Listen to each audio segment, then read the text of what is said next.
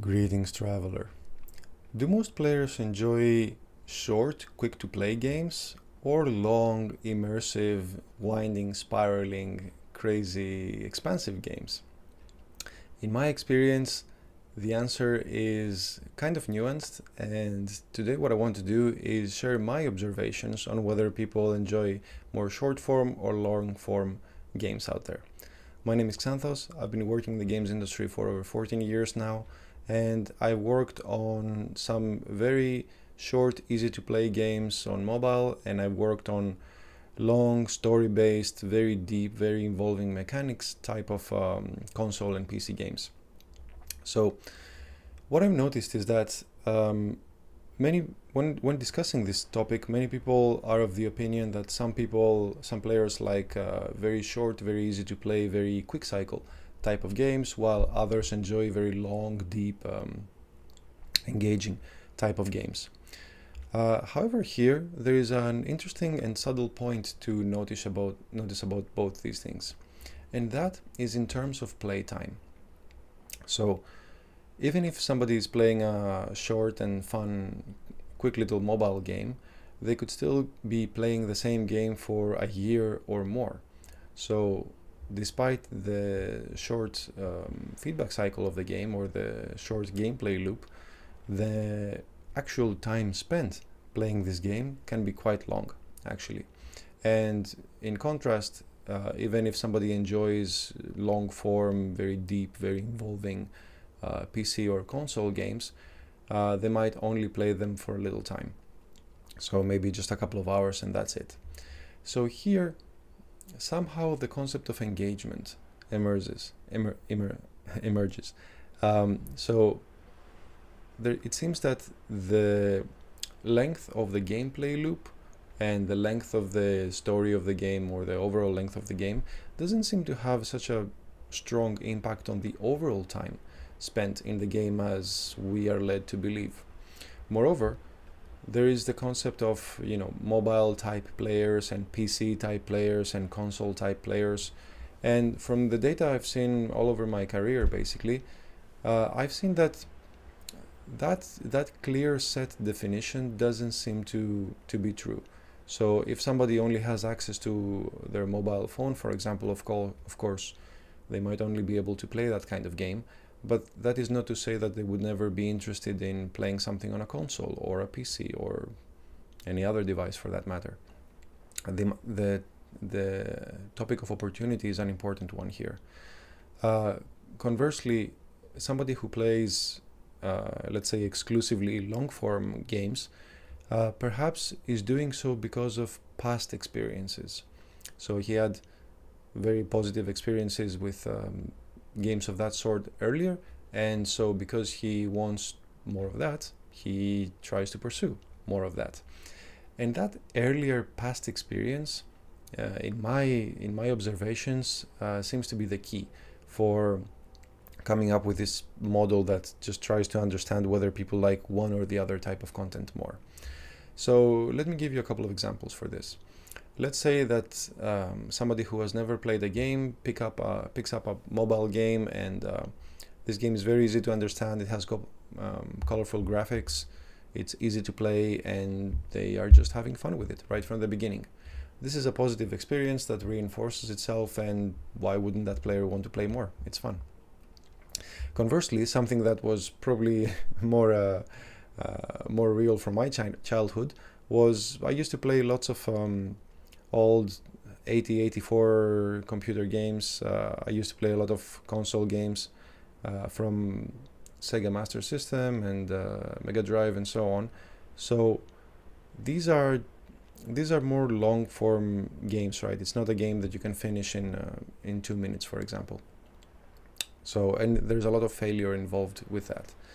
So for whatever the reason, the circumstances I had just led me to believe that this kind of game is fun. So if I could find more games like that, then that would be fun too. Also, the theme here is something. Perhaps the theme of the game is something that is pulling the player in rather than the gameplay. So let's say, for example, that you really like skateboarding or the idea of skateboarding, and the game promises that experience, then you might be inclined to go in that game, go through all the difficult learning curve of how to do the tricks and how to learn all the controls of the game and so on, and have this desire to get close to that ideal of this really cool, really skilled skateboarder carry you through a long amount of time in the game without having that dream being fulfilled. So you might have to play for 10 or 20 or 30 hours before you can say that you can do the tricks a skateboarder does with any skill inside the game. But the theme, this promise, this dream that the game offers at first glance is enough to essentially activate in our brains this feeling that if I like skateboarding and this game promises fun skateboarding gameplay, then this is for me, or I hope this is for me, or I hope to get this from what this game promises. So what does this all mean? What does this all have to say for whether people are more short form or long form kind of players? Well, based on what we just discussed, I don't think there is such a thing as a one type player or the other type player. I think the only common thing we can observe here is that people have had positive experiences in the past with one or the other or both kind of games, or even a certain genre of games. We often say that, I'm an action game type of player, or I'm a football type of player, or RPG kind of player. I've certainly said that in the past. But thinking closer about it, I see that this is only because I had positive experiences with that particular type of game. And if in the future I found another type of game that also is fun, suddenly I would be, I guess, a fan of that type of game as well. So by noticing all these all these things that happen in gaming, we see that that experience basically is very, very important in determining what type of player somebody is, much more so than the actual game itself. Perhaps a different example to explain this is, let's say that someone never watches any sort of fantasy movies or dramas or series or anything like that. But when Game of Thrones came out, a lot of people who had never watched this type of story before suddenly became interested, and that series got a very, very large following. And not everybody who watched it were originally fantasy theme fans. Some of them became fantasy theme fans because they enjoyed what they saw in the series. So I think that effect can happen with basically any type of game, whether it's long form or short form, whether it's this or the other theme. And how we train our players and how we show them the fun that can be had in basically any type of game that we can think about has a more profound impact on what type of players they will become in the future, if that thing is still a thing. And it shows us that it is so much in our control to basically decide whatever game it is that we want to make, that we think would make players have a good time the most, and then carefully crafting that experience to provide all these little breadcrumbs of fun along the way. And in fact, there's nothing stopping us from bringing the two together, right? The fun of the long form content together with the quick engagement of the short form content. And that would happen in something like, if we're making a mobile game, then perhaps we can keep the very short, very engaging and simple gameplay loop, but add very interesting long-term storylines, very long-term content for the game, goals for the player to achieve in the future, that if they keep playing the game, then after, I don't know, 1 day and 1 week and 1 month, they can get all these cool rewards down the way simply because they keep playing the game. And in a more traditional PC or console type of game that has an average completion time of, 50 hours or 100 hours or something, there's nothing stopping us from placing very short, very quick and fun nuggets, especially along the beginning of the game, just to help players understand what's the basic fun that this game offers.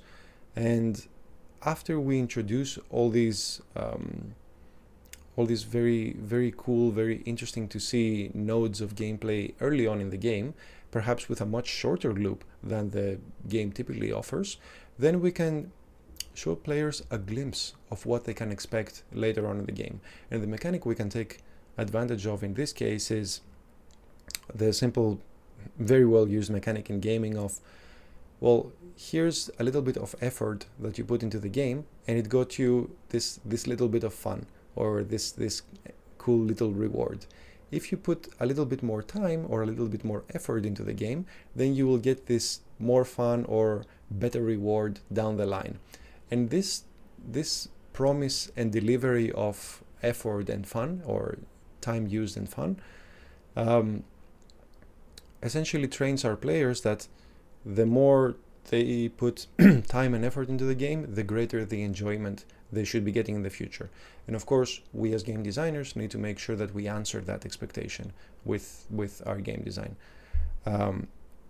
So rather than thinking about what type of players people are and whether they're one or the other, I think, in my experience, it would, from what I've seen, it would serve us best to see how we can use both actually these approaches in our games for whatever game we happen to be making at any given time, to make sure that we not only quickly introduce to the player all the potential fun they can have in our game, but also introduce a way for the player to keep having fun in the long term, regardless of platform, game type, or engagement level.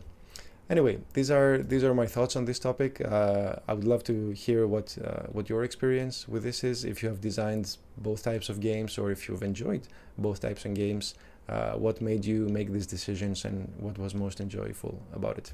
Anyway, that's it for today. Thank you so much for watching, and as always, have fun.